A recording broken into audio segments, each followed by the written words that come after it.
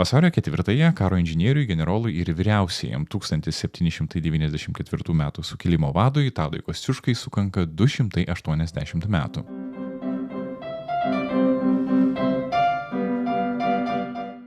Šią progą Lietuvos istorijos institutas kviečia jūs į specialią tinklalaidę. Daktarę Ramunę Šmigelskytę Stukienę kalbinsiu aš, Julijus Grickevičius. Jis, Lietuvos didvyris, vienas kovos už laisvę simbolių. Toks jis ir baltarusiams, iš kurių žemių kilęs, ir Lenkams, ir Jungtinių Amerikos valstijų piliečiams. Taigi, Kosciuška mažiausiai 4 šalių nacionalinis didvyris. Jo vardu pavadintas kalnas Australijoje, jo portretas kabo kapitono Nemo kajutėje Žiulio Verno romane 20 000 mylių po vandeniu, apie jį rašė ir vienas žymiausių anglų romantikų Džordžas Byronas. Tačiau nors jo vardu vadiname gatves, Lietuvoje Kosciuška dažnai lieka vadovėlių figūra ar, pasak istoriko Eligijaus Railos, net silikoninė skulptūra, jam nedaug vietos skiriama tyrimuose, nėra šiai asmenybei skirtos monografijos, o pati Kosciuškos vieta istorijoje tarsi įstrigusi. Todėl egzistuoja nemažai pažinimo spragų. Net ši dabar skambanti melodija, polonezas, priskiriama Tadui Kosciuškai ir matyt šio fakto jūs nežinojote.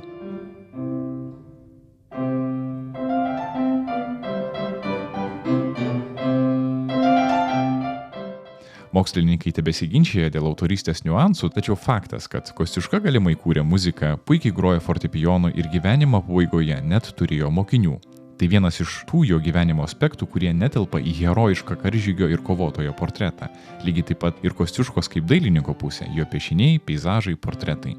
Todėl šiandien kalbame apie šią įvairialypę asmenybę, apie herojišką portretą ir žmogų po juo. Ramunė Šmigelskytė Stukienė. Aš manyčiau, kad Tado Kosciuškos kaip herojaus mitas susiformavo jau 1792 metais. Tai buvo tie tikrai lūžiniai metai, kada reikėjo apginti 4 metų Seimo iškovojimus ir gegužės 3 konstituciją. Tuo metu kare, nepaskelbtame kare tarp abiejų tautų Respublikos ir Rusijos imperijos, Tadas Kosciuška buvo tas lyderis, tas generolas, kuris sėkmingai vadovavo kariniai kampanijai, kuris telkė žmonės, kuris jojo priešakyje ir tie jo kelis laimėti susidūrimai su rusų kariuomenė, iš tikrųjų parodė jį kaip tikrai reikšmingą patyrusį karo vadą. Tame kontekste, kai kiti to meto lyderiai, kaip pavyzdžiui tas pats valdovas Stanislavas Augustas Poniatovskis, kuris turėjo kaip vyriausias ginkluotojų pajėgų vadas imtis to žingsnio, vadovauti ir kariauti prieš Rusiją, jis to nedarė. Ir tada mes matome iš tikrųjų iškylančią naują žvaigždę. Naują žvaigždę įgijusią patirtį kovose už Jungtinių Amerikos valstijų nepriklausomybę, išsilavinusi, turinti ryšių ir pažinčių ir tokį, sakykime, asmeninį santykį su revoliucionieriais Prancūzijoje, su tais pačiais Jungtinių Amerikos valstijų kariniais ir politiniais lyderiais. Ir Tadas Kosciuška, jis iš eilinio vidutinio bajoro tampa visos tautos telkėjų, nes jo pažiūros, jo laikysena, jo ryžtas iš tikrųjų telkia. Ir telkia jo visiškai kitoks požiūris į visuomenę. Jis visam visuomenę mato, tą savo tautą mato kaip vieningą visų luomų buvimą. Tai yra ne tik bajorija, tai ir miestiečiai, ir valstiečiai, kuriuos jis siekia sutelkti bendrai kovai už tėvynę. Tai ta trumpa kampanija 1792 metų vasaros, jinai, aišku, yra pasmerkta žlugti, nes valdovas prisijungia prie konfederacijos ir keičiasi politinė konjunktūra. Ji jau parodo Kosciušką kaip lyderį, kuris, aišku, pasitraukęs į emigraciją, išvykęs iš abiejų tautų Respublikos tame kontekste jau 1792 metų pabaigoje. Jis tampa tuo asmeniu, kuris telkia. Ir įdomu stebėti, kaip to meto spauda, pati abiejų tautų Respublikos spauda, seka kiekvieną Tado Kosciuškos žingsnį. Jie aprašo laikraščio pranešimuose, tiesiog fiksuojame, tą dieną Kosciuška atvyko į Leipcigą, tą dieną atvyko į Dresdeną, tą dieną buvo sutiktas ten ir ten. Tie pranešimai spaudoj rodo iš tikrųjų domėjimąsi. Visuomenės, skaitančios visuomenės domėjimąsi, kas toliau vyksta ir kuris yra. O paskui, jau po jo mirties. Po jo mirties ir iš tiesų tas 1794 metų sukilimas, kur natūralu, turėdamas tokį visuotinį pasitikėjimą ir tokį tikrai, herojaus įvaizdį to meto visuomenė, nors buvo kitų kandidatų tapti vyriausio sukilimo vadu. Bet iš tiesų buvo pasirinktas Tadas Kosciuška, nes jis jau turėjo tą tokią, tikrai už tautą kovojančio žmogaus reputaciją. Ir vėlesni įvykiai, sukilimo pralaimėjimas, emigracija, pasitraukimas, netgi jo suėmimas ir kalinimas Petropavlovsko tvirtovėje ir ta vėliau caro malonė ir leidimas išvykti, visa tai rodė jo laikyseną. Jisai tikrai laikėsi kaip tautos lyderis, kaip kovotojas už laisvę. Ir jo mitas iš tikrųjų formavosi, jis tiesiog ne tai, kad formavosi, jisai plėtėsi ir buvo priimamas kaip, iš tikrųjų, tos simbolis už tos valstybės, kuri buvo sunaikinta, kaip tokio ryškaus kovotojo už abiejų tautų respubliką, už jos laisvę, už visų visuomenės narių laisvę, už prigimtinę žmogaus teisės, nes už šituos dalykus Tadas Kosciuška kovojo. Todėl natūralu, kad jo likimas buvo stebimas, jis buvo visada regos lauke ir tie atminimo ženklai, mes turime išlikusius tokius atminimo ženklus, kaip pavyzdžiui Lietuvos mokslo akademijos Vrublevskių bibliotekos rankraščių skyriuje yra išlikę sudžiovintų gėlių pundelis nuo Kosciuškos kapo. Tai yra atminimo ženklas 19 amžiaus įdėtas irgi tam tikras atminimas, arba Kosciuškos plaukų sruoga įdėta. Ar vėlgi damos vėduoklė, kur yra su Kosciuškos atvaizdais. Tokie maži dalykai, jie tiesiog, net ir per moterišką atminties kultūrą, jie tiesiog buvo užfiksuoti. Ir tikrai 19 amžiaus pradžioje užsukę į bet kurį dvarelį, mes tikrai būtume galėję rasti tam tikrą altorėlį, kur būtų sudėti ir sukilėlių kažkokie reliktai, ir būtinai Tado Kosciuškos portretėlis. Kapitono Nemo kajutėje kaba Kosciuškos portretas. Ir tai yra iš tikrųjų labai įdomu, tai kad tai nėra vien, lenkiškas, lietuviškas fenomenas. Tie kovos už visų žmonių laisvę ir lygybę idealai buvo bendri visai, vakarietiškai kultūrai tuo metu. Ir to meto kuriantieji, kad ir tas Julius Vernas, ar Byronas, ar kiti, jie užfiksavo tą herojų, kuris buvo matomas. Matomas to meto visuomenė. Juliui Vernui ir Byronui Kosciuška yra kas? Yra Amerikos nepriklausomybės karo didvyris? Ir ne tik Amerikos. Lenkijos Lietuvos laisvės kovotojas? Ir tas. Nes ši asmenybė tai yra žmogus jungiantis žemynus. Jungiantis tam vadinamą, aš tai pavadinčiau vakarų civilizaciją. Nes demokratijos principai, žmogaus ir piliečio laisvės, teisės, tai, kas buvo iškelta apšvietos epochoje ir sėkmingai realizuota įgyvendinta pirmiausia Jungtinėse Amerikos valstijose, tai yra kartu susiję ir su Kosciuškos asmeniu. Išugdytas ar ne apšvietos epochos idealų dvasioje, mokslų siejas ir abiejų tautų respublika, Lietuvos didžioji kunigaikštystėje, pradžiai paskui Varšuvoje kadetų korpuse, vėliau Paryžiuje, Prancūzijoje, jis tiesiog akumuliavo to meto visą idėjinę dvasią. Tiek Žano Ruso, Voltero ir kitų idėjas. Ir ne tik, kad jas, priėmė ir jas propagavo, bet siekė savo asmeninių pavyzdžių visą tai įgyvendinti. O kad siekia įgyvendinti, tai mes turime tokius mažus žingsnius. Visų pirma, viešas kalbėjimas apie tai, kad baudžiava tai yra rykštė, bėda, jos tai yra blogis, kurio apskritai negali būti. Kitas dalykas, ką jis kėlė jau būdamas Jungtinėse Amerikos valstijose, kurios dar tik metu kūrėsi savo kovojo su Britais dėl savo nepriklausomybės. Jis matė juodaodžių problemą, jis matė vergiją, tą, kas buvo tenai. Ir vienas iš jo tikslų ir jo tas visas Amerikoje uždirbtas kapitalas buvo kam skirtas? Išlaisvinti juodaodžius. Suteikti laisvę, kovoti už tiesiog įteisinti tas lygias visų piliečių, visų gyventojų teises. Tai tos idėjos iš tikrųjų buvo labai, tuo metu novatoriškos, visuomenė nebuvo pribrendusi. Amerikoje dar praeis 80 metų iki juodaodžių išlaisvinimo, ar ne? Tai toks žmogus, kuris ir savo darbais, ir savo mintimis, ir visa laikysena savo asmeninių pavyzdžių, keletas idėjas. Nebijo to sakyti, nors visiems tai labai nepatogu, nes iš tikrųjų aplink vien yra dvarininkai ir Amerikoje tai yra vergvaldžiai. Tai šita situacija ir ta toks aiškus deklaravimas iš akivaizdžiai ir rodo, formavimuose ta vakarietiškoje kultūroje šio asmens tokio, pripažinimo ir gerėjimosi juo. Taigi turime jau portretą, dabar pažiūrėkime, kas slypi po juo ir pradėkime nuo tapatybės. Kostiuška save laiko lietuviu, jis gimė 1746 m. vasario 4 d.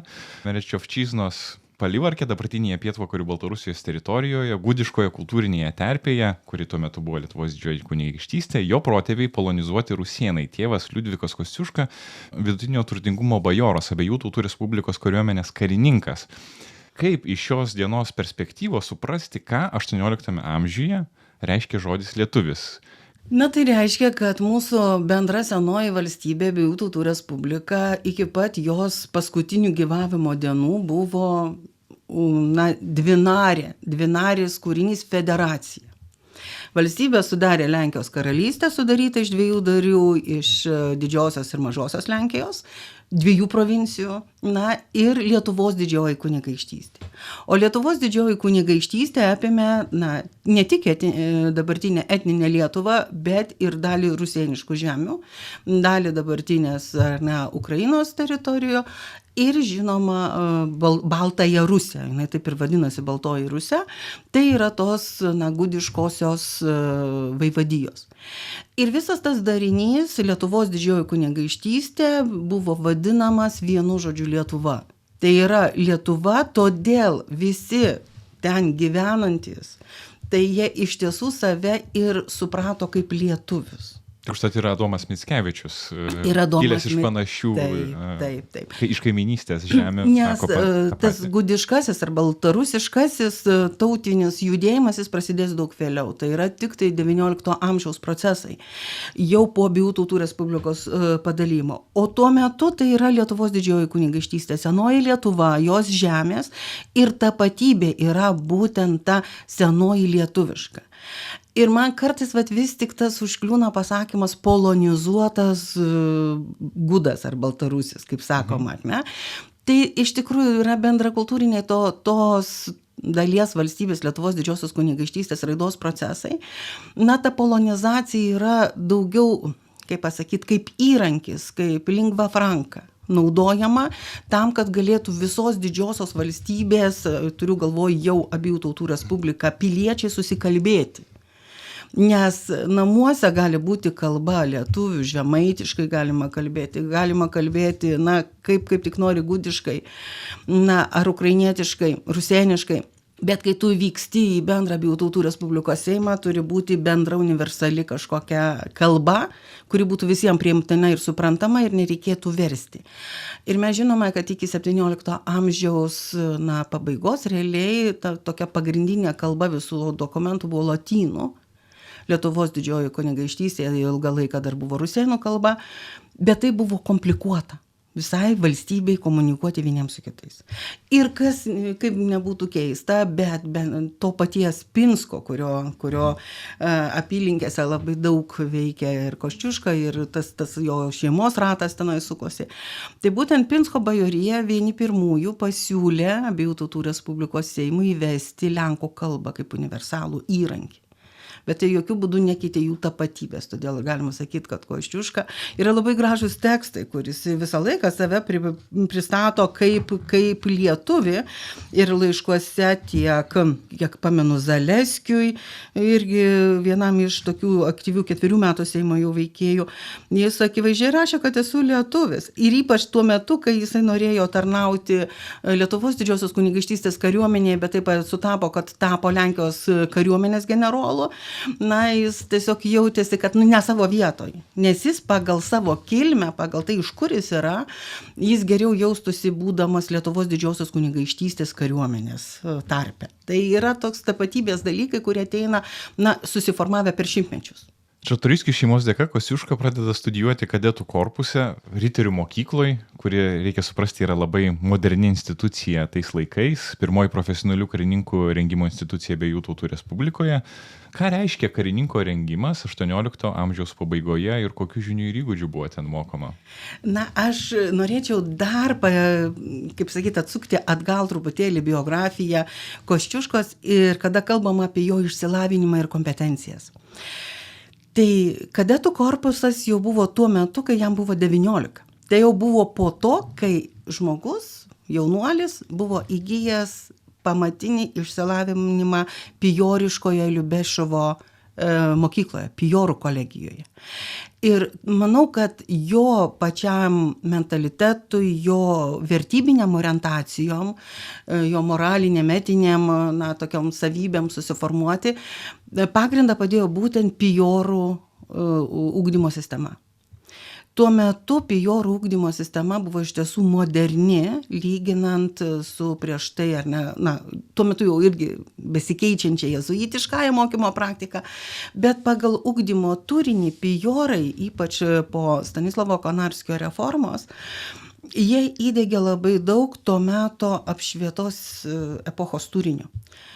Pradedant tuo, kad tai buvo užsienio kalbos, ne tik lotynų kalba, bet tai yra ir vokiečių ir prancūzų kalbų. Labai platus dėstymas. Tai buvo matematinis ugdymas, labai daug matematikos. Tai buvo ir gamtos mokslų įdiegimas, ir moderni nuo to meto filosofinė sistema. Ta visa Liubešovo Pijorų mokyklos visas ugdymo turinys ir padėjo pagrindus. Ten Kosciuška praleido beveik 5 metus, tą pagrindinį išsilavinimą. Nors irgi pradėjo mokytis kolegijoje ne mažas, bet berods nuo 9 metų amžiaus. Bet tas laikas praleistas toje mokykloje, manau, padėjo tuos pamatus. Nes visa ta literatūra, tie pedagogai, kurie Liubešove dirbo tuo metu, tai vėliau pamatysime, kad vienas taps Lenkijos chirurgijos mokslo pradininkų, toks jau profesionalus, kiti vėlgi taps biologijos dėstytojai ir panašiai, jau universitetinių lygmenių. Tai yra tie dėstytojai, tie mokytojai, kurie mokė jį tuo metu kolegijoje, iš tikrųjų buvo aukšto lygio, aukšto pasirengimo pedagogai. Ta mokykla turėjo savo ne tik matematikos kabinetą, fizikos mokslų ir chemijos mokslų kabinetus. Turėjo oranžeriją, turėjo netgi medicinos kabinetą ir specialistus, kurie ruošia, tiesiog supažindino su medicinos naujovėmis. Geografijos pagrindai, istorijos, tautos istorijos ugdymas. Visa tai įėjo į pamatą jau toje, sakykime, pradinėme ugdymo arba vidurinio ugdymo kontekste. Vėliau tėvui mirus, mama abu du vaikus, nes Kosciuška turi ir vyresnį brolį ir dar 2 seseris, pasiema atgal iš mokyklos, nes matyt situacija lemia, ir tada yra žinoma, kad būtent jo ugdymo galbūt šiek tiek prisideda jo vyresnės sesers vyras, kuris tuo metu padeda tvarkyti, administruoti jo šeimos dvarus ir yra pats kilęs iš prūsiškosios dalies, matyt irgi įgijęs atitinkamą išsilavinimą. Tai tam tikra globa yra ir čia matyti, ir tada tik 19 metų jau Čartoriskių protekcijos dėka jis keliauja į Varšuvą, į kadetų korpusą, kuris kaip tik tuo metu ir yra įsteigiamas. Tai yra 1765 metais atkeliavo Kosciuška į Varšuvos kadetų korpusą ir iš karto pasižymi jau savo pasirengimu ir gebėjimais būtent, tiem, sakykime, geometrijai, piešimui ir šitiem dalykam, kurie labai naudingi yra ateity artileristams ir fortifikacijos specialistams. Jūs paminėjot Čartoriskius ir mano klausime nuskambėjo Čartoriskiai. Jų parama buvo tik startas, ar tai buvo nuolatinis leitmotyvas? Aš dabar negaliu pasakyti, kiek konkrečiai tų pinigėlių yra skiriama, nes mes žinome toliau, kad jau vykimui į Prancūziją tęsti studijas jau tuo metu, kada gauna paramą. Tai yra parama iš valdovo. Bet tam, kad prieiti iki valdovo, natūralu, reikia turėti tam tikrą globėją, tam tikra patronažo sistema jinai veikia. Reikia rasti kelių, kas tave rekomenduotų, kas tave pristatytų ir kas tave pateiktų. Tai čia yra iš tikrųjų tas globa iš Čartoriskių pusės atveria tuos kelius. Ir tas 200, kiek ten berods 44 tie raudonieji auksinai, kurie dviem studentam duodami stažuotę, dabartiniais terminais kalbant, Prancūzija, iš tikrųjų yra didelis žingsnis pačiai karjerai, nes tada jau nuvykęs į Prancūzijos sostinę, Kosciuška įsijungė visiškai kitą lauką, tokių, sakyčiau, kultūrinio gyvenimo. Ne tik pagal mokymo programą, pagal tai, ką jisai studijuoja ir ką jis išmoksta, bet jis užmesga ryšius su tuo metu, tikrai tą kultūrinę, politinę terpę. Tai žmonėmis, kurie vėliau Prancūzijoje pradės kurti revoliuciją. Tai yra tas laukas. Ir žinoma, ryšiai, jo paties dalyvavimas, jo išsilavinimas, erudicija, gebėjimas laisvai kalbėti keliomis kalbomis, jie tiesiog jaučiasi kaip namuose. Tai yra iš tikrųjų tokio pat kalibro žmonės, kaip ir tenai sutikti. Čia likime šitoj vietoj prie Paryžiaus laikotarpio. Pirmiausia, juk tai buvo studijos Paryžiaus menų akademijoje. Ir iš čia mes sužinome vieną iš įdomiausių Tado Kosciuškos biografijos puslapių, jo meilę dailiai, tapybai, piešimui.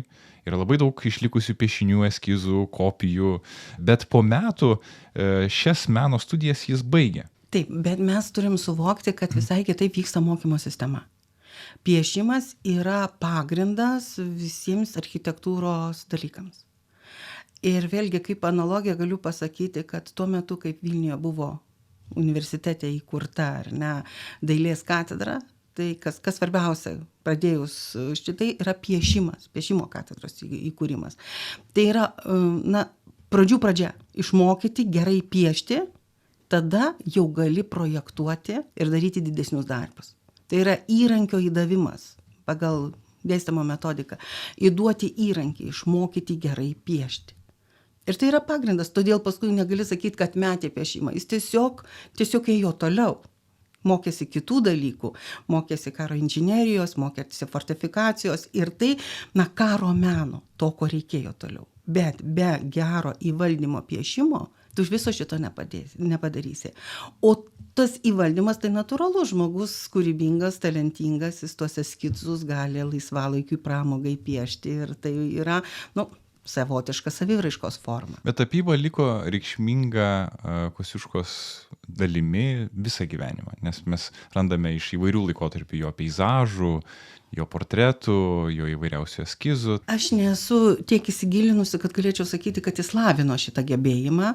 Ir turime kitų pavyzdžių, kada žmogus pajutęs tam tikrą aistrą kažkuriai tai meno sričiai, vėliau samdosi specialius mokytojus, stažuojasi arba privačiai ima kažkokias pamokas apie generolą Tadą Kosciušką, aš to nežinau, galbūt tikrai esu per mažai įsigilinusi, bet man taip susidaro toks, iš šalies žvelgiant, susidaro toks įspūdis, kad tai saviraiška žmogaus, kad jis turėdamas tos pamatus šitoje srityje, jis tą savo emociją reiškia, kaip jam patikdavo vėliau.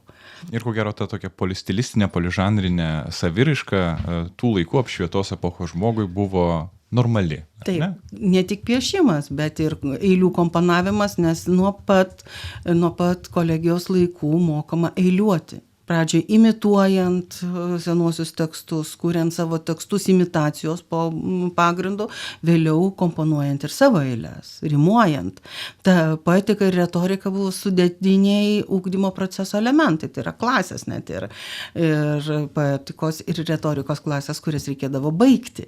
Tai šitie įnagiai duoti įrankiai ateityje tikrai pravertė ir eiliuojant, ir rašant tekstus.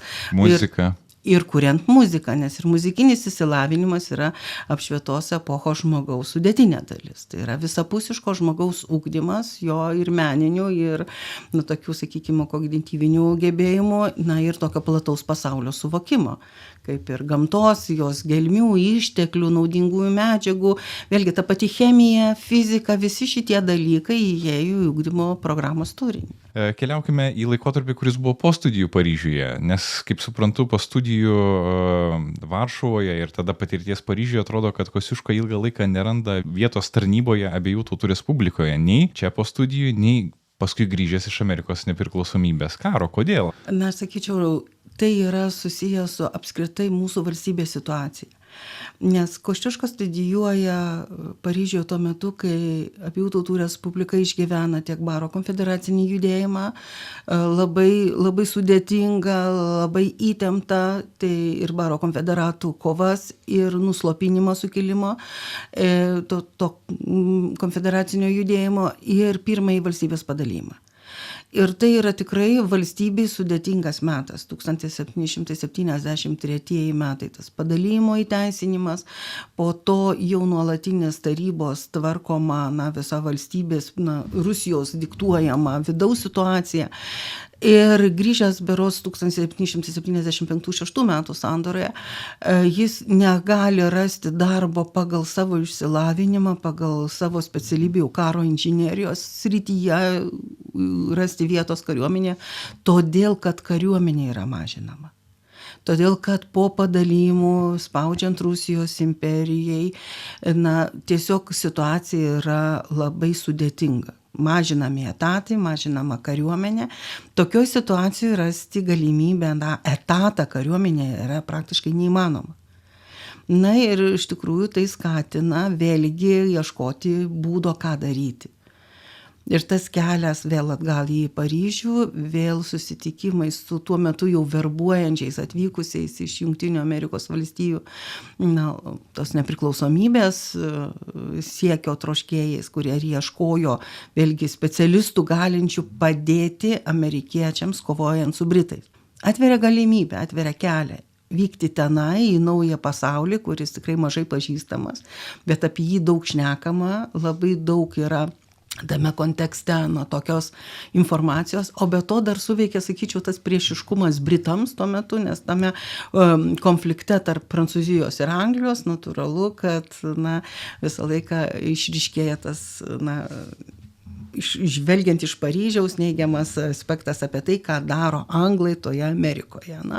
Tai toks vėlgi idėja kovoti už laisvę tų žmonių, kurie nori būti laisvi. Ir prancūzai tuo metu buvo gerokai įsivėlę į tą istoriją ir iš esmės visą galvą pasinėrė į amerikiečių palaikymą, kas paskui jiems kainavo vieną iš Prancūzijos revoliucijos priežasčių, šis deficitas sukeltas dalyvavimo. Taip, bet tai yra bendra to meto dvasia. Tai, kas yra palaipsniui nuo 17 amžiaus pabaigos ugdoma visuomeniai. Laisvė, lygybė, brolybė, tai yra luomų lygybė. Asmens prigimtinė teisė būti laisvam. Nieks negali tau atimti tos laisvės. Ir šitos idėjos įsišaknyjimas visuomenės savimonėje ir vedė į kovą už tai, kad reikia padaryti taip, kad nebūtų luomų sistemos, kad būtų laisva galimybė išsirinkti valdžią. Tai šitos idėjos iš tikrųjų pamatinės ir Jungtinės Amerikos valstijos ir susikūrė iš tų vakarietiškų idėjų, pagrindinių apšvietos idėjų, kova už laisvę, kad visa tauta savo laisva valia, būdama laisva, jinai savo valdžią kūrė. Kas po to, po kelių šimtų metų atsitinka ir darosi su ta visuomenė, dabar matom, bet pamatinės idėjos tuo metu tai demokratija, laisvė, lygybė. Bet dar akimirkai neišleiskim Kosciuškos į laivą, kuriame jis praleis 2,5 mėnesio kirsdamas Atlanto vandenyną, likime dar Abiejų tautų Respublikoje. Ir ar nebuvo vis tik tai viena iš priežasčių palikti Abiejų tautų Respubliką tuo metu ne tik karjeros momentai, bet ir asmeninio gyvenimo dramos, kurios panašiu metu ir matyt klostėsi? Nesisekė šitoje srityje mūsų herojui. Iš tiesų, tiek, kiek yra istoriografijoje aprašyta, tos 3 nelaimingos meilės istorijos, jos visą laiką yra vienodos, tokios pačios. Jam duoda dangus laimę įsimylėti tą, kas pagal to metu visuomenės logiką, nėra jo nosiai. Bet iš tikrųjų mes turim galvoje, kad tuo metu mes dar gyvenam luominiai visuomeniai, kur padėtis, statusas yra labai svarbu ir tikrai aristokrato didiko, turtingo žemvaldžio duktė niekada netekės už pozicijos neužsitarnavusio, dvarų neturinčio vidutinio bajoro. tikrai, iš tikrųjų tokia logika egzistavo. Ir tas istorija, ta pirmoji istorija apie ryšį su Lietuvos didžiosios kunigaikštystės Lauko Etmono Sosnovskio dukra, nors tai vėlgi buvo ryšys abipusis ir berods kiek pasakoja istorija, kad jis ne bet kur surado tą savo mylimoje, bet buvo jos mokytojas. Tai yra, dirbo kaip guverneris Sosnovskių namuose ir tas įsiplėškęs ryšys, jis buvo iš tikrųjų abipusis, bet buvo griežtas tėvo ne. Ir ta istorija, kuri yra aprašyta gražiai literatūroje, kad bandė pagrobti savo nuotaką ir vėlgi nesėkmingai, tai kito kelio iš tikrųjų tokia situacija nebėra. Nes tu puikiai supranti, kad po konflikto su Lietuvos didžiosios kunigaikštystės Lauko Etmonu, iš tikrųjų karjeros tikėtis geresnės nelabai gali, nes tai yra tam tikri emociniai dalykai, kurie kaip šleifas lydi. O kad buvo moterų, turėjo pasisekimą, ypač moterų salonuose tarp damų, tai čia vėlgi visa to meto literatūra apie tai rašo, visi atsiminimuose, ypač damų rašytuose, tai tikrai Tado Kosciuškos toksai, buvimas salonuose aprašytas labai gražiai, nes visos damos buvo jos sužavėtos. Deja, jo širdis vis krisdavo į tą, kuri nebuvo pasiekiama. Gal dėl to ir liko vienišas, nevedęs visą gyvenimą. Grįžkime į Amerikos nepriklausomybės karą. 7 metus ten praleis Tadas Kosciuška, sukurs įtvirtinimus Filadelfijoje, Saratogoje. Taip pat įeis į Amerikos nepriklausomybės karų istoriją. Kokius svarbiausius momentus mums reikėtų išskirti ir sudėlioti būtent iš jo dalyvavimo Amerikos nepriklausomybės kare? Galbūt jau čia atsirastų, kas geriau šitą klausimą atskleistų, bet man atrodo, kad tas iš tikrųjų jo kaip karo inžinieriaus pasiūlymai, kaip reikia kariauti, kokią strategiją rinktis ir kaip visą tai padaryti. Tai tas toksai įžvalgus, ne tik pačios strategijos matymas, bet taip padarimas, kaip padaryti praktiškai tuos dalykus, kad pasiektum pergalę. Tai ir yra pagrindiniai dalykai. Įtvirtinimai, tvirtovių fortifikacijos įrengimai, kurie pasiteisina ir tas jo keliavimas iš vieno fronto į kitą, siuntimas padaryti ten, kur yra tuo metu problema. Tai jis praktiškai apima labai didelę dalį to meto Amerikos, jeigu žiūrėtumėm geografiškai. Ir tie sprendimai, kuriuos jis įgyvendina, duoda rezultatą, akivaizdų rezultatą. Dėl to ir jis yra žinomas, matomas, vertinamas. O jeigu grįžtant prie tų moralinio ir idėjinių jo nuostatų, kas labai akivaizdžiai pasireiškia Amerikoje, tai yra santykis į žmogaus teisės ir visų žmonių prigimtinės teisės iškėlimas. Mes puikiai žinome, kad jo adjutantas buvo juodaodis. Jis nematė tame jokios problemos. Tai, ką jisai uždirbo, jis vėlgi savo įgaliojimo dokumentai, savo tam tikrų moralinių testamentų pavedė tam, kad būtų išpirkti juodaodžiai iš vergijos. Tai yra tas požiūris toksai ir deklaravimas visur, kad visi žmonės turi prigimtinę laisvę ir teisę ir negalima jų laisvių varžyti. Tie dalykai, sakyčiau, yra esminiai. Thomas Jeffersonas apie Kosciušką yra sakęs, skaidriausias laisvės sūnus, laisvės visiems, o ne saujeliai ir turtuoliams. Yra išlikęs Kosciuškos tapytas Jeffersono portretas. Kodėl pelnęs šitokio masto pripažinimą, buvęs tarp pagrindinių karo vadų, Tadas Kosciuška pasirenka nelikti Amerikoje, o grįžti į Europą? Aš nežinau, ar išlikęs koks nors jo paties tekstas būtų apie tai, kas jį skatino. Bet manau, kad kiekvienas žmogus vis tik nori būti savo tėvynėje, savo terpėje. Tai aš taip bent interpretuočiau. Juolab, kad toje tėvynėje dar yra ką nuveikti. 1784, kada grįžta Tadas Kosciuška čia atgal į Abiejų Tautų Respubliką, jau yra tas laikas, kada bręsta reformos. Nes 84 metų Seimas susirinkęs, jis iš tikrųjų priima labai daug jau tokio, pirmas toks žingsnis į didžiasias reformas, labai daug Lietuvai, ypatingai Lietuvos didžiai kunigaikštystei reikalingų įstatymų. Ir ta bendroji dvasia jau veda į pokyčius. Jaučiama tai, kad reikia imtis esminių pertvarkų, juolab, kad bendras europinis kontekstas tai rodo.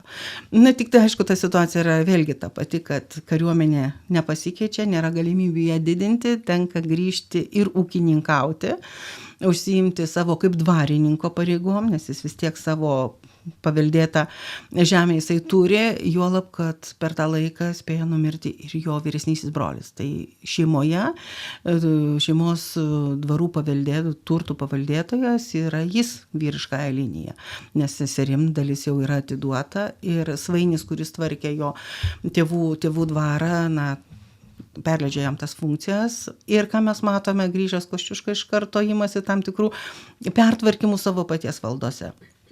Tai yra ta lygybės laisvės idėja veda į tai, kad jis mažina, baudžiavos nepanaikina, nes aš nežinau, ar būtų tuo metu jam taip pavykę padaryti ir kaip būtų jis apskritai išgyvenęs toje sistemoje, jeigu būtų išdalinęs viską valstiečiams ir panašiai, tai sistema visai to kitaip veikia.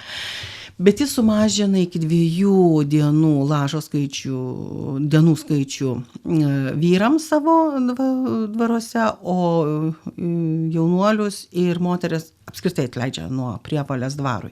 Tai yra jau tam pirmas toksai žingsnis. Vėliau matysime, kad vėliau po visų padalijimų jis priims sprendimą, išvis panaikinti tą savo valdose baudžiavą. Tai čia bus vėliau. O iš esmės tie yra keli metai, kada jau matome, kad Seimas susirinkęs 1788-aisiais imasi esminių reformų. Pirmas reikalavimas išvesti Rusijos kariuomenę ir tai yra padaroma ir sprendimas priimamas didinti kariuomenę iki 100 000. Ir tada grįžta viskas į tas vėžes, kurios, iš tikrųjų Kosciuškai jo įsilavinimą atveria galimybę reikštis. Tai ir matome, kad jis tampa Lenkijos kariuomenės, užima pareigas Lenkijos kariuomenėje, užimdamas generolo laipsnių ir tiesiog ta karjera padeda kurti jau tuo metu kitais pagrindais organizuojama Lenkijos karalystės ir Lietuvos didžiosios kunigaikštystės kariuomenė. Artėjant link sukilimo temos, kaip atsiranda Kosciuškos lyderystė, kaip jis pasirenkamas lyderiu, juk jis nebuvo nei žinomiausias kariuomenės generolas, nei matomiausias tam tikrą prasme. Tai vėlgi grįžtam prie to, ką mes pradžioj kalbėjom. Pradžioj mes kalbėjom apie 1792 metų karą. Tai yra, kada po jau tų gražių 4 metų Seimo priimtų reformų, po paskelbtos gegužės 3 konstitucijos, Rusija, nepaskelbusi karo, į abiejų tautų respubliką įveda 100 000 savo kariuomenę. 60 000 karių traukia į Lenkijos karalystę, 40 000 karių traukia į Lietuvos didžiąją kunigaikštystę. Rusija per tą laiką spėjo sudaryti taiką su Turkija ir tą kariuomenę pasuka jau gerai apmokytą kariuomenę, patyrusią karo žygiuose, pasuka į abiejų tautų respubliką. Valdovas delsė vykti į frontą, valdovas bando derėtis. O kas kariauja? Kariauja Lenkijos kariuomenės pulkai ir ypač tie, kam vadovauja Kosciuška. Tai tie mūšiai, tie susidūrimai su Rusijos kariuomenė, kur patiriam ir pergalės, ir pralaimėjimai, bet ryškus žingsnis į savo idealų gynimą su ginklu rankose. Lietuvos kariuomenė tuo metu nepasiseka, nes paaiškėja, kad vyriausias Lietuvos kariuomenės vadas, kunigaikštis Virtembergietis yra išdavikas, yra tiesiog priešo agentas. Tai šita situacija veda, kad vienintelis lyderis, kuris gali būti, tai yra tas, kuris drąsiai, narsiai kovoja ir telkia karius. Ir čia mes jau matome tą tikrai lyderystę, Tado Kosciuškos lyderystę. Būtent 1792 metų vasarą. Aišku, baigėsi viskas nesėkme, Rusijos kariuomenė, pasiekė tam tikrų pergalių, valdovas kapituliuoja, įsijungia į konfederaciją Targovicos, jai prisiekė, Kosciuška pasitraukė, bet vėlgi, tas jau jo parodytas žingsnis, o juolab žinomumas. Ne kiekvienasgi grįžta kaip didvyris iš Amerikos. Ne kiekvienas turi tokią apie jį suformuotą jau teigiamą opiniją. Tai ir veda į tą lyderystę jau vėliau ir sukilime. Nuo to momento ruošiamasi sukilimui, ar ne? Kosciuška išvyksta į Vokietijos, į vokiškas žemes rinkti paramos būtent bręstančiam sukilimui. Taip, tuo metu visuomenėje mes galime matyti tokias dvi tendencijas. Tai yra 1793, kada vėlgi tie naivumas, kad su Maskva galima susitarti, kai kas vis dar tikisi dabar, kad su Maskva galima susitarti, tai veda į tai, kad vis tik to susitarimo nėra ir įsileidimas, ar ne, ir tas nuolaidžiavimas Maskvai veda į antrąjį padalijimą, kada Jekaterina II kartu su Prūsijos karaliumi jau pasidalina antrą kartą abiejų tautų respubliką.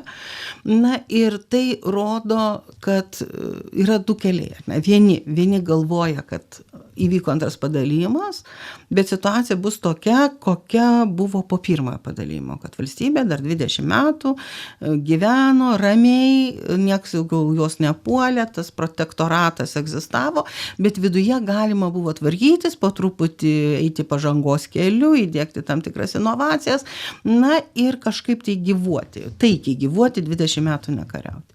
Tai dalis iš tikrųjų galvoja, kad ir jau 1793, kad galimas toks kelias, ramus egzistavimas apkarpytoje valstybėje toliau, darant tam tikras nuolaidas Rusijai, nes jos protektoratas išlieka, bet viduje tvarkantis taip, kaip mums norisi.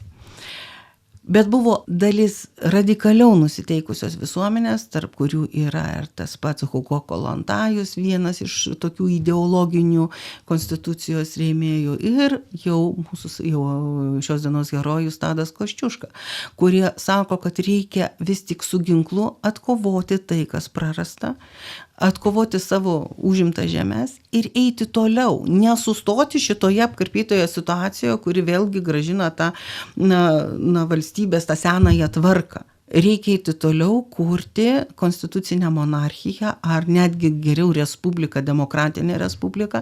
Kokią pavyzdį mes jau turime? Tuo metugi yra Prancūzijoje revoliucija.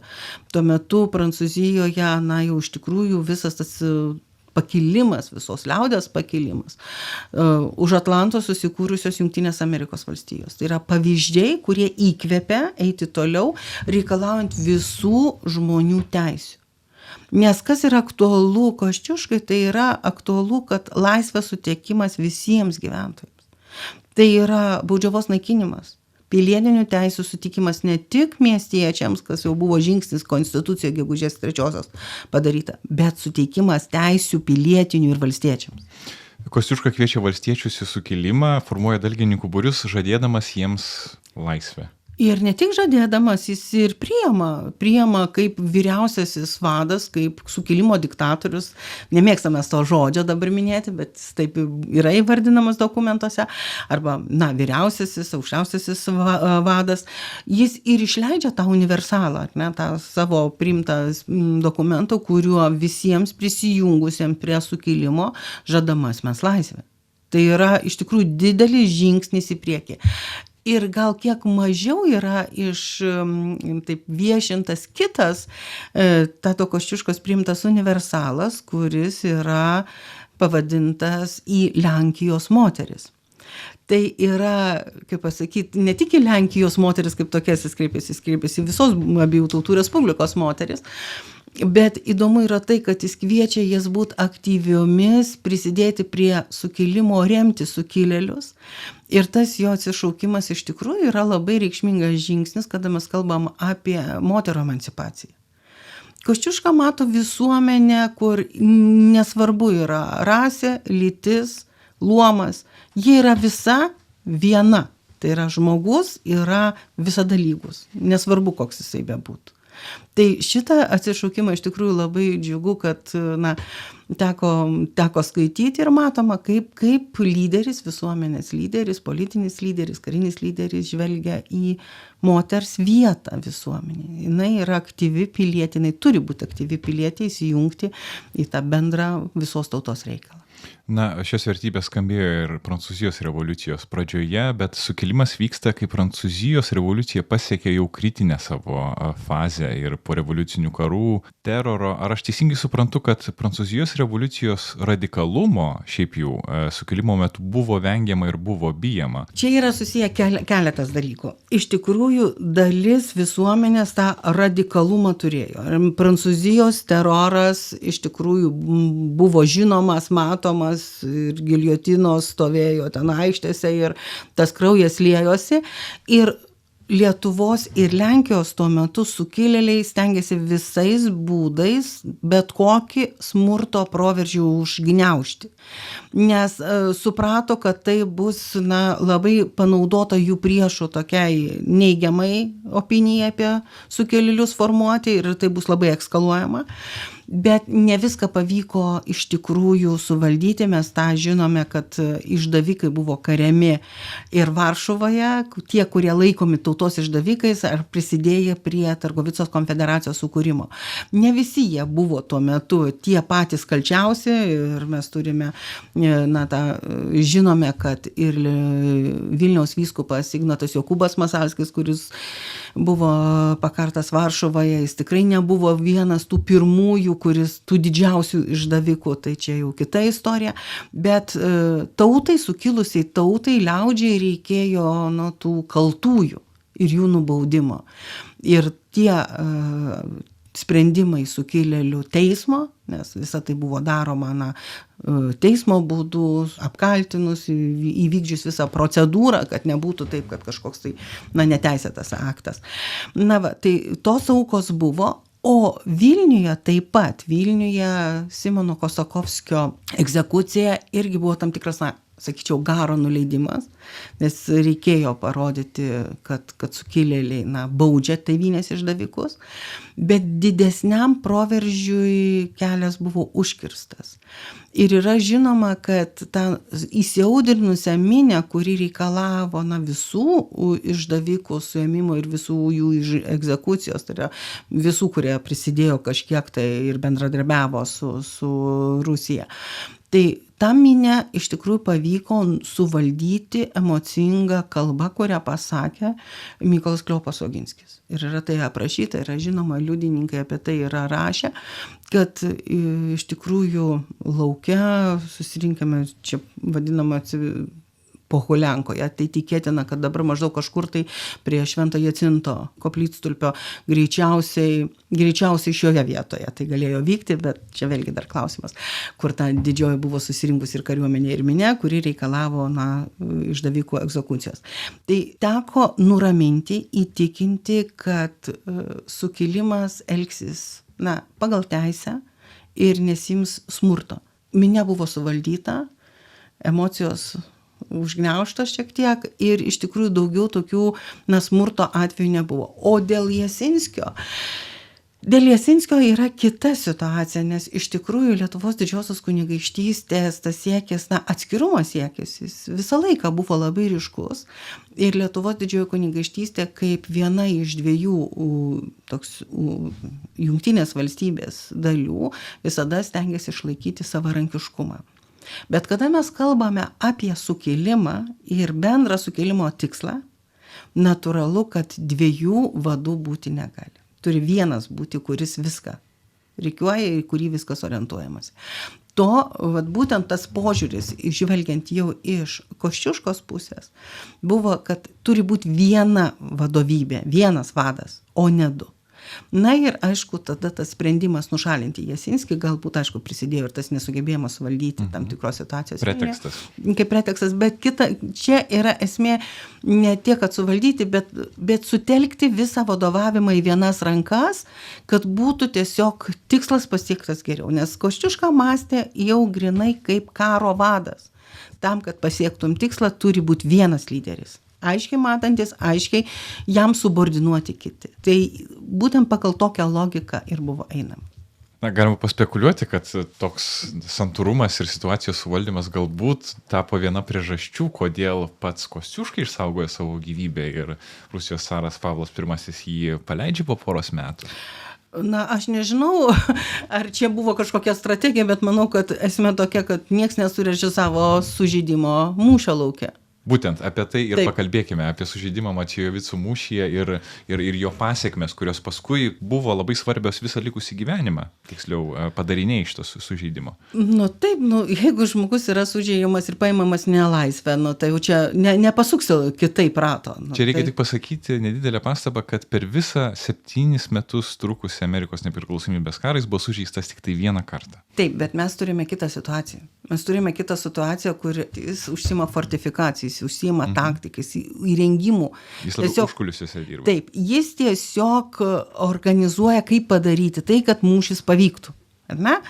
Čia jis yra vadas. Jis yra aukščiausias vadas. Ir negali būti taip, kad jis sėdėtų užkulisiuose. Nesuprastų jo visa tauta. Sukilėliai nesuprastų, jeigu vado nebūtų mūšį. Tai čia yra visiškai kita situacija. Čia jis yra lyderis, jis turi būti matomas. Na ir nutinka kaip nutinka. Ir tas paėmimas į nelaisvę iš tikrųjų yra moraliai labai skausmingas jam pačiam. Mes puikiai žinome ir iš istoriografijos, iš tyrėjų išvadų apie tai, kad kalinamas tvirtovėje jisai serga depresija. Yra žinoma, kad yra bandoma nusižudyti, badaujant, tiesiog neimti maisto tam, kad mirtum. Na ir kol yra gyva Jekaterina II, tai jokios situacijos kaitos nėra, bet jo sūnus, čia vėlgi matome tam tikrą sūnaus kerštą mamai, kurios baisiai nemėgo, tai naujasis caras Pavlas I, jis daro viską priešingai negu jo motina Jekaterina II, tai jo sprendimai jau yra kiti. Ir tada tas santykis ir požiūris į tą maištautoją, kuris tiek yra prigadinęs, sakykime, tą pačiai Rusijai nervų, jis keičiasi. Jis daro kitaip negu jo motina, jis jo nekalina, jis jam pasiūlo laisvę. Yra tam tikros dėrybos, ar ne? Bet laisvė kokia? Laisvė yra su labai tokia sudėtinga sąlygom prisiekti ištikimybę Rusijos imperatoriui. Na ir kaina yra tie pažada suteikti galimybę, amnestiją tremtiniams, kurie yra ištremti už dalyvavimą sukilime. Tai yra tam tikras, dviejų politikų dėrybų dalykas. Gal kažkiek tai tokių aliuzijų į kitas situacijas istorinės, bet matome, kad deramasi už tą laisvę, ką galima dar gauti, ką išsiderėti už tą nusižeminimą. Bet vėlgi prisiekęs tą lojalumą ir ištikimybę Rusijos imperatoriui, jis vėliau to atšaukė pats, pasitraukdamas į užsienį ir gyvendamas jau vėliau Šveicarijoje. Po šių lemtingų įvykių mes tarsi matome, kad yra keletas kelių, kurie kviečia būti kartu. Ką toliau veikia Tadas Kosciuška, likusius savo 19 gyvenimo metų išėjęs iš kalėjimo? Mes turime, aš tiesą pasakius nesigilinau šitą laikotarpį, ką jis konkrečiai veikia, bet tiek, kiek yra žinoma iš bendros istoriografijos, tai iš tikrųjų po kalėjimo metų, po tam tikrų ir neemocinių išgyvenimų, sudėtingų psichologinių išgyvenimų, ne kiekvienas žmogus atsitiesia tiek, kad galėtų vėlgi sėsti ant žirgo ir imtis kažkokių aktyvių veiksmų. O taip, kad Kosciuška veikia, koresponduoja, dalyvauja įvairiuose, pokalbiuose ir projektų rengime, tai tikrai taip. Bet aktyvios lyderystės ir aktyvaus tokio, kaip lyderio vaidmens mes tuo metu nematome. Bet aš tai suvesčiau galbūt daugiau į tokį psichologinę būseną žmogaus, kuris jau ėjo į kompromisą su savo priešu.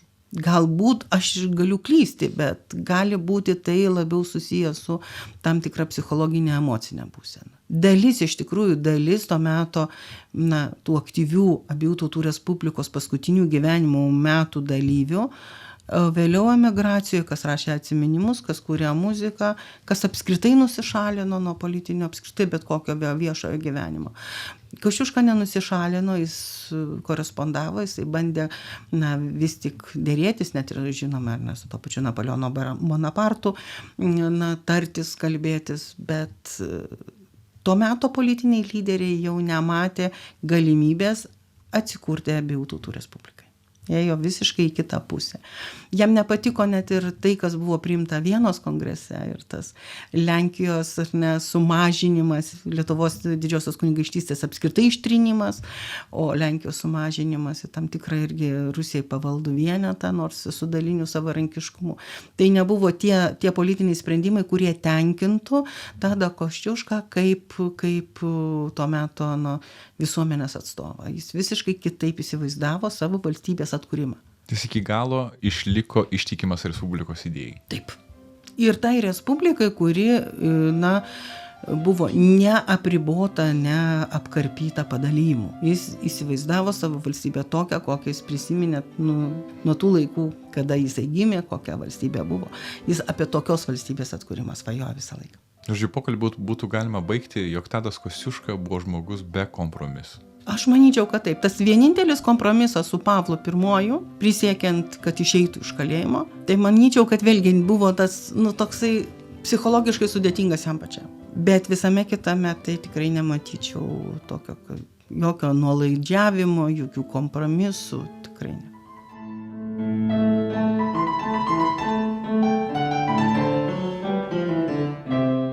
Apie mažai pažintą Tadą Kosciušką ne kaip paminklą, o kaip žmogų kalbėjomės su istorike dr. Ramune Šmigelskyte Stukiene. Ačiū, kad klausėtės. Prie mikrofono Julijus Grickevičius.